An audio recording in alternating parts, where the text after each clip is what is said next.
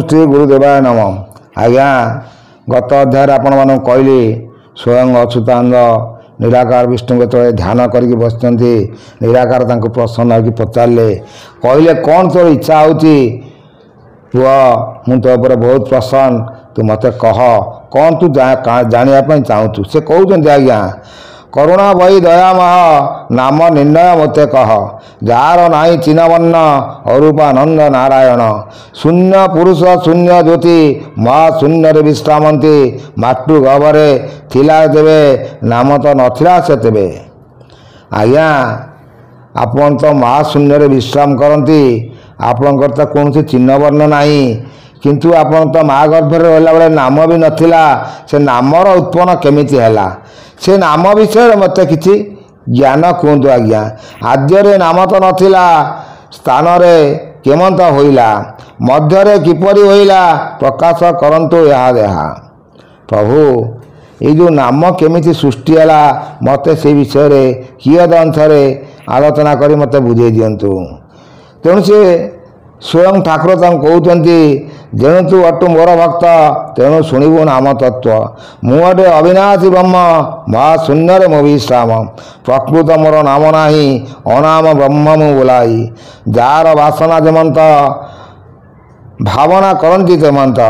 भाव को निकट उदय अभाव मुई शून्यमय हे अच्युत तू जो नाम विषय पचारू प्रकृत मोर किसी नाम नाही मुझे अनाकार ब्रह्म शून्य विष्णु किंतु जार जमत भावना जी मत जोपरी भाव में भाविला मुझे से भाव में दर्शन दिए से भाव में कथा ही कुआए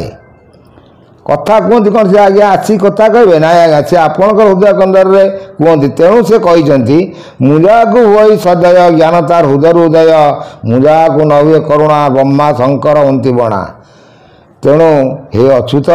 ये जो विषय सब तू पचारू तू भल कथा कहतु शुण तू कुमार तीर तोते अनाम नाम है जेते दहीरे बासव वरुण नथिले तू ये जो नाम तत्व तू कहतु सृष्टिर तत्व बुझापी चिंता करूँ किए नथिले ये सृष्टि संपूर्ण शून्यमय थिला किछि नथिला एकमात्र मु थिली मु आपण मानक मोर यही चैनल माध्यम कही आसी जेतबले पृथ्वी प्रलय हम से जल हम जल प्रलय हेले अग्नि हम अग्नि प्रलय हेले बाष्प हम से बाष्प प्रलय हेले शून्य हम जोटा कि आमर व्योमय जेपरी आपन को बुझे दउची जे गोटे शरीर को तो आम पोड़ी दउचे तार प्रथम मेद मांस गुड़ा सब जो पोड़ी हो जाऊँगी से जलीय अंश होकर आसूची सी जलीय अंश कौन होती ना सी जो प्रलय हो सी जो संपूर्ण नष्ट हो जाऊँगी बाष्प आकार होती जल जो आप रोषे कर जल जो उत्तप्त हो जाए से कौन हुए बाष्प हो जाए सी बाष्प जाकि पुणी से वायु मिसिक से शून्य हो जाए जोपरी से अच्युत को बुझाऊँगी जे मुझे से शून्यमय पुरुष तेणु तते जो सृष्टि रहस्य कहवाई तू चिंताधारा करुचु मुझे से विषय सम्यक आलोचना देवी जे कई नथिले ना ये ग्रह नक्षत्र चंद्र सूर्य इंद्र वरुण दक्ष दश दिगपाल किछि नथिले मु शून्य ही थी सी आज्ञा आम जब वैज्ञानिक मत को देखापी जा कोटि कोटि कोटि कोटि वर्ष तला पूर्वे किछि नथिले कारण सूर्य जन्म भी से कहते ये सूर्य जन्म होती एत लक्ष वर्ष तले सूर्य तैयारी सूर्य कला किए जन तो कई सुप्रीम पावर अच्छी से सुप्रीम पावर उपर आम आलोचना करुचे किए से सुप्रीम पावर मुझे मोर ये सर्ट वीडियो माध्यम आप सब बुझे आसी से सुप्रीम पावर जनक किए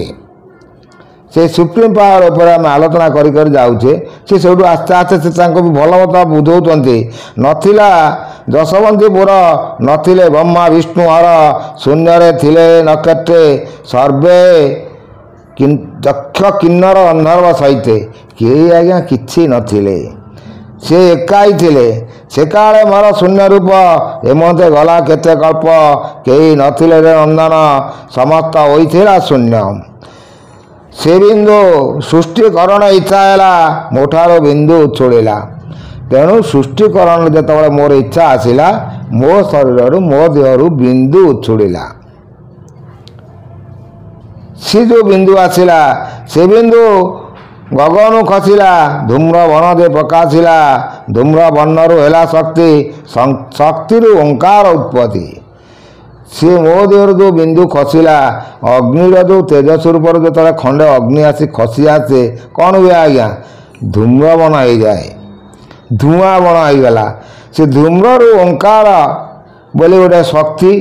ଟିଭିଜ ଶକ୍ତି ନେଇକି ତିଆରି ହେଲା। ଓଙ୍କାରରୁ ଟିଭିଜ ବୋଲାଇ ଟିଭିଜ ନାମ ଜାତ ହେଲା ତହିଁ। ନାମକୁ ବ୍ରହ୍ମା ବିଷ୍ଣୁ ଶିବ, ନାମରୁ ଜଗତ ସମ୍ଭବ। ସେଇଠୁ ଆଜ୍ଞା ନାମର ସୃଷ୍ଟି ହେଲା। ଓଙ୍କାର ଯେଉଁ ନାମ ସେଇଠୁ ସୃଷ୍ଟି ହେଲା, ତାଙ୍କରି ପାଖରୁ କ୍ଷରଣ ହେଇକି ଗୋଟେ ଶକ୍ତି ଆସିଲା। ଇଏ ଆଜ୍ଞା ବହୁତ ଗୁପ୍ତ ଜ୍ଞାନ ସବୁ ତଥ୍ୟ ମୁଁ ଆପଣମାନଙ୍କୁ ଧୀରେ ଧୀରେ ଗୋଟି ଗୋଟି କରି ବୁଝାଉଛି। ଥରେ ବୁଝେଇ ଆସିଥିଲି, କିଛି ଲୋକ କମେଣ୍ଟ ମାଧ୍ୟମରେ ଲେଖିଲେ ନା ଆଜ୍ଞା ଆଉ ଟିକେ ଆଗକୁ ସ୍ପଷ୍ଟୀକରଣ କରନ୍ତୁ, କରିଦେଉଛି ଆଜ୍ଞା। ଅନାମ ନାମ ହେଲା ଜାତ, ଅଶେଷ ଭୂଖଣ୍ଡେ ବିଖ୍ୟାତ। ନାମ ନଥିବା ସ୍ଥାନ ନାହିଁ, ଶୁଣ ଅଚ୍ୟୁତ ମନ ଦେଇ। ଯେ ଇଏ ସାରା ସଂସାର ପୃଥିବୀରେ ଯେତେ ଯାହା ଦେଖୁଛୁ,